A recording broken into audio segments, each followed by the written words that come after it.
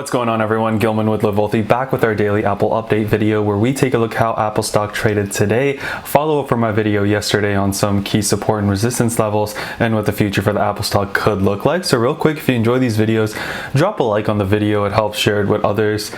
Subscribe to the channel because I try to do these daily, and comment down below if you have any questions related to Apple, or if you have any thoughts, or maybe you've made money on Apple, or what your thoughts are on the future of the stock.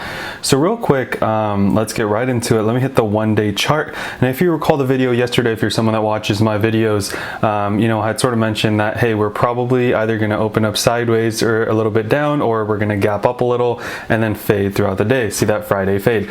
And that's exactly what happened today. Now the fade was a bit more than I was kind of expecting. So we gapped up, we opened up, 30, 40 cents higher, and then we filled that downward gap real fast, pushed up towards VWAP, rejected it, pushed up towards VWAP, kind of broke it, but weren't able to really stay above it for too long. I mean, even the first time we kind of got above it, but weren't able to really sustain that, and came right back down, which to me is a sign of weakness, right? And then we continued down, down, down, and then we kind of traded sideways for a few hours there, and then we made a push back up, right? And then hit the VWAP, but once again we got rejected, and then we went down. So what does that mean? Now, there are some key levels that we looked at yesterday, right? And I'd mentioned, hey, we're in this 120s. If we take a look at the 5-day chart, other than that rally Monday, right, we've seen kind of a downward trend, or kind of the last 2 days being slightly up and slightly down in Apple, right? Not much going on, not much excitement anymore. We're done with the catalyst event that we had in the iPhone being released. Now the iPhone pre-orders did go live today, so we could expect some news on that. Maybe they break records, maybe there's something going on there, but other than that, nothing too crazy going on. So if we were to take a look here, right, we still have this gap fill. We opened up Monday a lot higher than we closed last Friday, so we still have that gap to fill, which is kind of concerning, right? Because we went down here, but we never really filled that gap. We went as low as 118.12 in the open yesterday, never really filled that gap, and so there's still about $1.10-$1.20 of gap fill that we have. Now comparing it to the market, right, another thing that I kind of want to show. So Apple was down $1.69, which is 1.4%. If we take a look at NASDAQ, it was only down 0.36%. The Dow was up 105 points. Now it is down after hours, 72 points, but still green for the overall day. And then S&P was down about 0.06%, basically flat, had its ups and downs, but ended the day kind of where we ended the day yesterday. So not much of movement there, but compared to that, right, Apple was down 1.5%, 140 basis points, which to me is a relative sign of weakness compared to the market. Take a look at Google, we were up, Microsoft was exactly flat, and so taking a look at, let's see, we could take a look at Tesla was down as well, and then Amazon was down decently. So Amazon was down decently as well. So Amazon and Apple kind of underperformed today's overall market. Now, at this point, right, when it rejects the VWAP after kind of trading sideways, struggling to make its move up, is when I took on these two positions, this one position. So if you guys remember, I still have that vertical spread. It was down a bit today. Not too worried about it. I have about a week for it to get up to the 120s, and I think we could see that happening. Not necessarily at the end of the week next week, but sometime next week.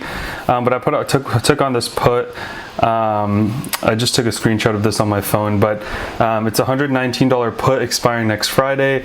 I took it a little after this VWAP, right? Like, just to show you guys that, hey, when I'm talking about it rejecting VWAP, and to me it being a sign of weakness, right, I'm buying something and I'm kind of putting my money where my mouth is. Now granted, this is only one contract, right, so it's nothing huge, but that's because this overall market volatility, I'm not looking to really risk too much of my money, if you will. And so I bought this for $2.15, so $215 basically. Current price at closing was $249, which means I was up $34, which is 15%, right? So the key here is not necessarily the dollar amount, but the percentage amount. So if I invested $1,000, I could have been up $150 in a matter of, you know, half an hour basically, because I took this trade in the last half hour. I probably should have exited it, but I didn't want to waste a day trade on it. So we'll see how the market opens up on Monday, and to see if I can maybe sell it then for something around this range. But just wanted to share that with you guys, just to show that, hey, you know, I am, you know, taking trades when I make these videos, and I talk about, you know, I'm long on Apple, as all of you know, but you know, when I'm talking about, hey, I see some weakness, I see some strength, I am kind of putting that into my own kind of stock buying and options buying as well. My vertical put yet from yesterday was up, I think, a few percentages. It's down a few percentages today, but as we kind of go into next week, it'll see some of that time decay. So assuming Apple trades sideways or upward, or, you know, dips and goes upward, you know, we could see that happening. But overall today, Apple was pretty weak. It was kind of boring to watch for the first half of the day, and then when it was making a push towards a VWAP, it was whether it was going to break through it or not. It didn't, and then, you know, from that point on, it fell from the 120s. You know, fell about $1.50 at that point. So taking a look at some of our key resistance points, you know, I'm kind of sad that we didn't really get to see more of it. So, you know, lower high, lower low, if you've watched my videos, higher high, higher low, you know, Apple kind of reversed trends, then traded sideways, had a good day, and now, you know, what's happened twice this week is I had a great day, great green candle, red candle, right? Didn't really do a whole lot on Wednesday, great green candle, and then we had a red candle, right? So Apple's still trying to decide where it wants to go, right? It's not going upward, it's not going downward. I don't necessarily think that, you know, I think overall the trend is still kind of bullish, right? But, you know, short term is kind of a different story in the next week, 2 weeks. And especially, you know, as we're approaching election, I can expect things to get a little bit choppy. But so to kind of zoom in here, right, the AEMA comes in at 119.11. We dipped to 119.02, so we did break below that just a little bit. But if we take a look at the one-day chart, right, 119.11 comes in around here.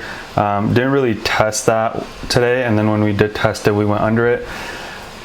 I don't necessarily, like, to me, right, yes, we broke it, but we didn't have enough time for it to try and push back up, right?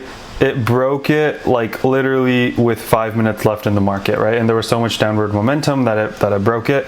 I'm really excited to see whether or not it can kind of regain that AEMA on Monday. And I'm hoping that, you know, the AEMA holds. And then going back there, right, the next EMA that we have support on is the 21 EMA at 117.02, so great support there as well.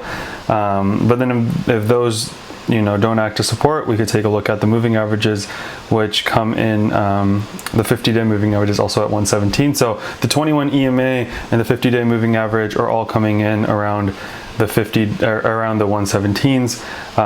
We've got one level of support in the 119s. Keep in mind though that we do have this gap that we never filled. Let me get rid of the indicator here so we can kind of see that better, right?